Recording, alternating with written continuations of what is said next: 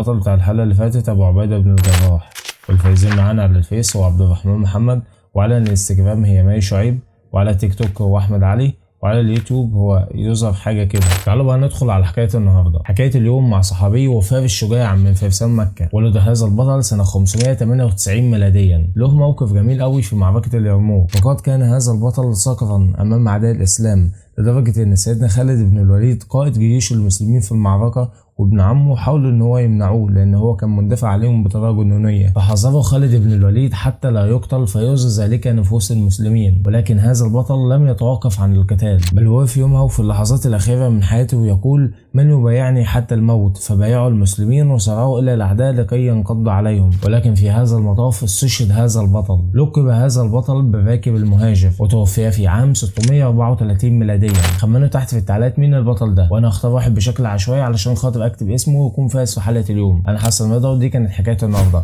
اعمل لايك وفولو، استنى الفيديوهات الجاية.